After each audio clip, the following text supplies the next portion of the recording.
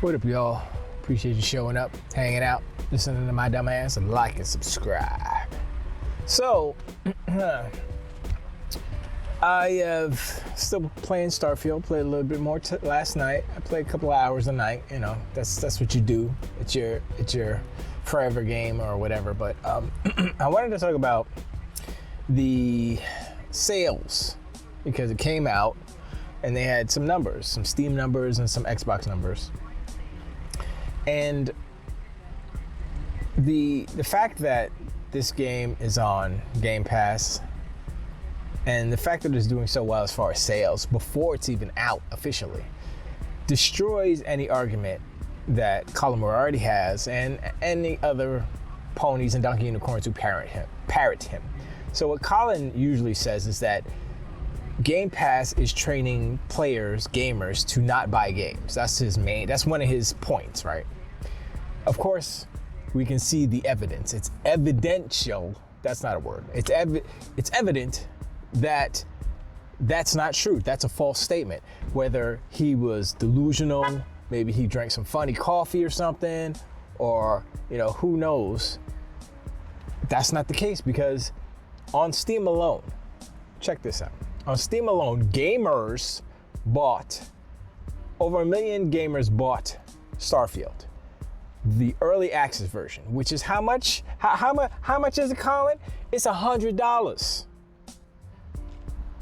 If that doesn't tell you that your argument, that your points of whatever are just bogus and BS bullshit, I don't know what does. It makes Colin and people who parrot him look like fools, look like idiots. It's like, what happened? How come it sold so many? What's going for $100? Now Sony is like, yo, how can we get $100? We went up to 70, but they can't get $100 because they don't make those type of games. A, B, it's PC. They don't. The problem with Sony's whole plan is that they want to make as much money on these sales, right? But they don't make the games that sell like that. They make Spider-Man, yeah, you'll get 20, maybe get 20 million or something. Dude, Starfield is gonna sell, I'm gonna say this right now. Ready? Here's my prediction. Starfield's gonna sell better than Skyrim. Yes, I said it. And I played Skyrim. I played it from the beginning. I played it all the way through the campaign. Dovahkiin and all that stuff. Who's Road Die, whatever I don't remember what the dragon calls are. But I met the dragon at the top of the dragon hill and all that. I did all that stuff. I don't remember how it ends, but I was like, whatever, But Spider-Man 2 is not Starfield. You understand it's like? I look at Spider-Man 2 and I'm like, okay, it's a cool little action comic book game. Probably one of the best comic book games. I mean, Miles Morales might be better. I don't know. I think they're all kind of blended together. They should all be considered one game, one title, because that's what they are, basically. But since they're separate, let's treat them as such. And so they are one type of game, a very nice action adventure comic book game. That's it. That's what it is.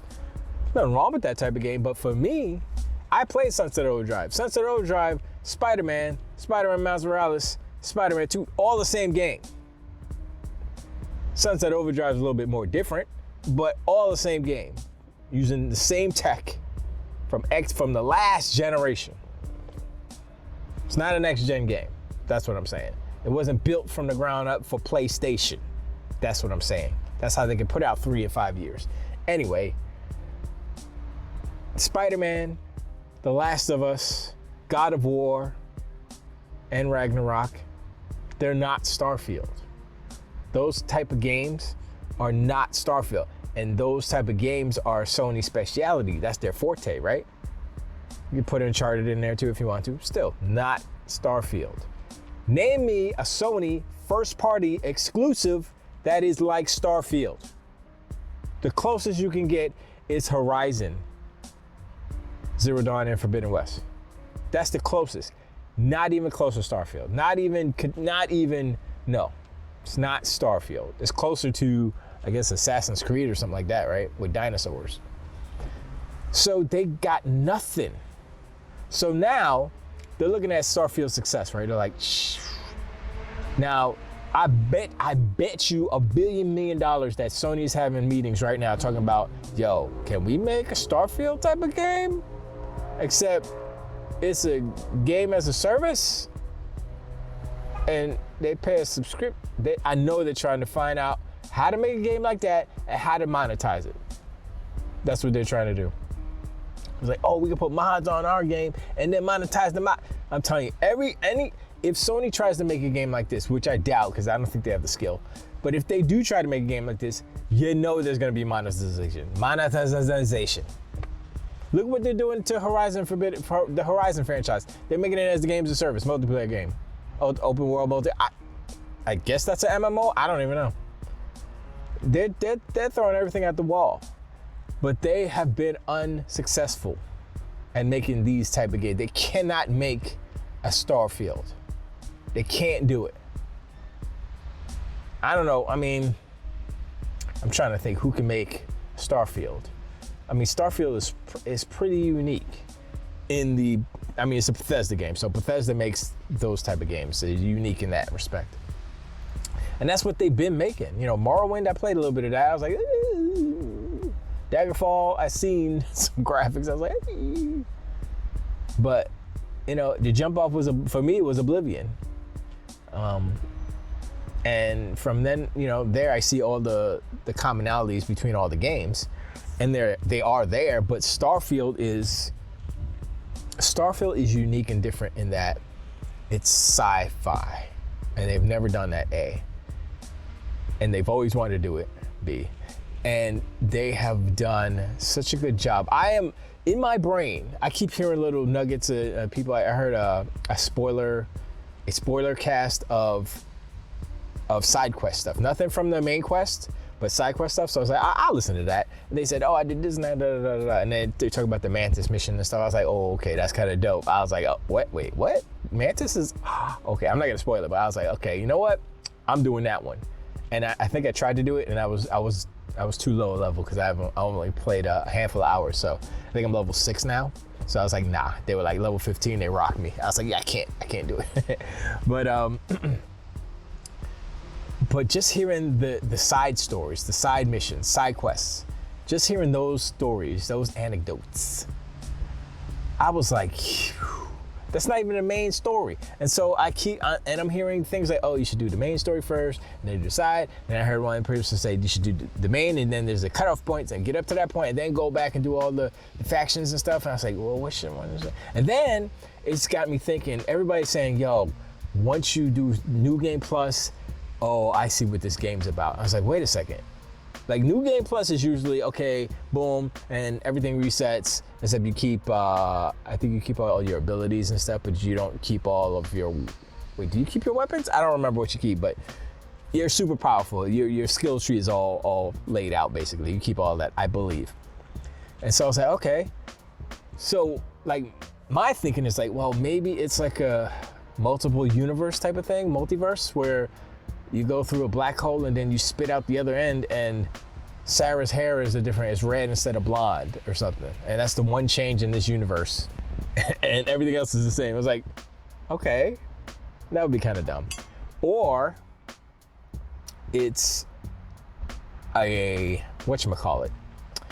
it's a time jump. So you go through the black hole and it shoots you back to the beginning of the game, but you keep all of your stuff, but everything's reset. Maybe that's what it is.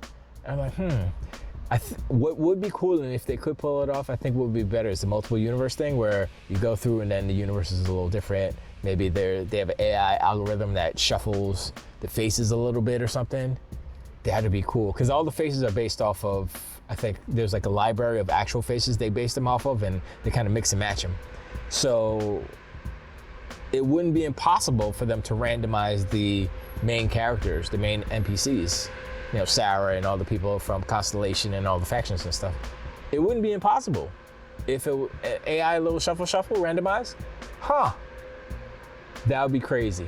If they did something like that, I'd be like, okay, you know what? This is the best game ever. I could play this forever, because if they keep switching up the people, I mean, the missions and stuff would be the same, and the story for the most part would be the same. But you can still build upon your actual galaxy because, say you start building a settlement. No, I guess that stuff all resets. I don't know. I don't know. Man, it's got me thinking.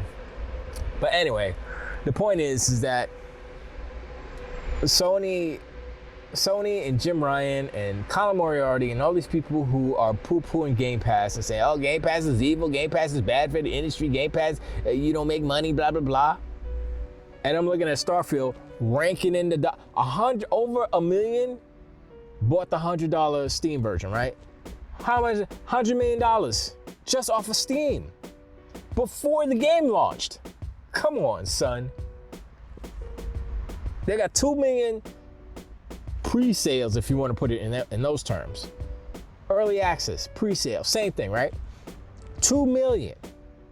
And they got the publicity of all the people playing it early and giving it praise, giving it good reviews, giving it this and that. There's a handful of knuckleheads giving it bad reviews, but they're not good faith. They're bad faith people. Because everyone else who has a common sense, who actually played the game for more hours, Greg Miller is on his like 5th playthrough. I'm like, what? I mean, I know he's a little extreme, but damn, you know, and he's PlayStation. He founded a PlayStation freaking show.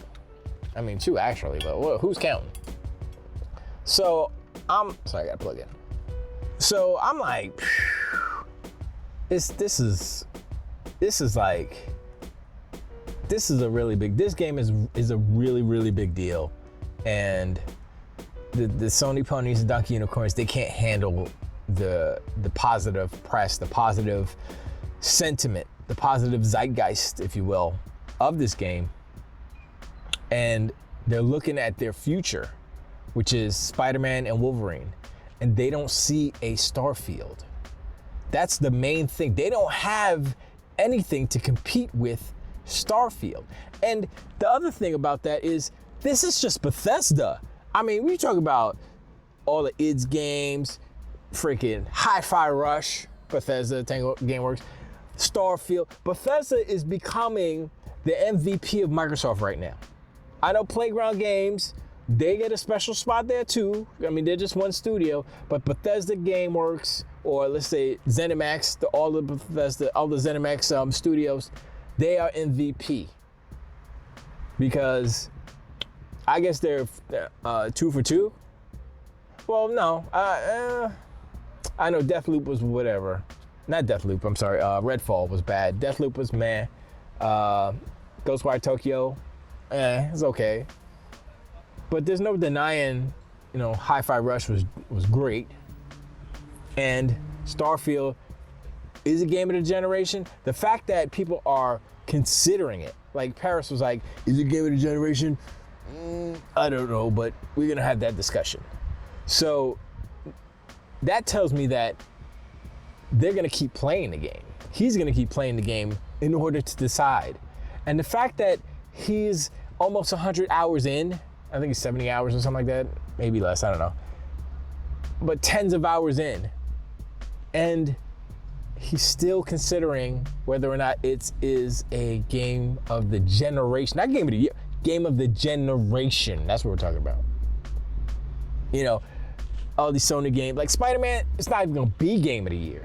I tell you that right, it's not even gonna be game of the year. Not with the lineup of games this year, there's no chance, no chance. I mean, it might get nominated because your Ponies will be Ponies, but nah, it's not even close, not even close.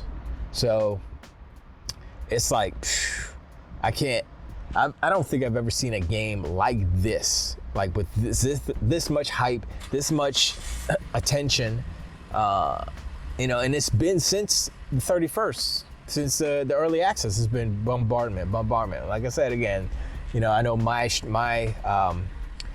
feed is catered to what I like, so of course I'm gonna get Starfield news, but still, I don't see no Spider-Man. I don't see a lot of stuff on the PlayStation side. And the Ponies and Donkey Unicorns, they're gonna try real hard to pump up some third-party nonsense that's, you know, bubble party or whatever, foam party, whatever that's called. I'm like, all right, well, it's probably not gonna be as good as Splatoon, because Nintendo knows how to make games fun. But whatever, we'll see. But yeah, Starfield, wow. But anyway, I appreciate y'all hanging out. Subscribe.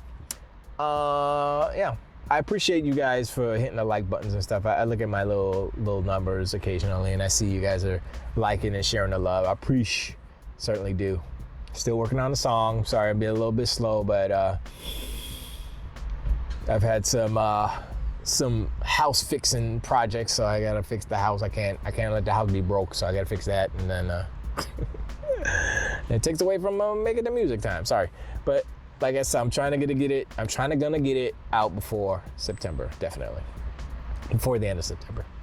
But yeah, let me know in the comments below about this money sales. What Colin Moriarty thinks is Game Pass is killing the industry, when it's not. It's super smart. Like, they're getting money before, and they're getting the Game Pass money, and people still buying it. So yeah, this is a goofy narrative that Ponies use, because they got nothing else. They got no games. But anyway, I appreciate, and I'll talk to you on the next one. Till the wait.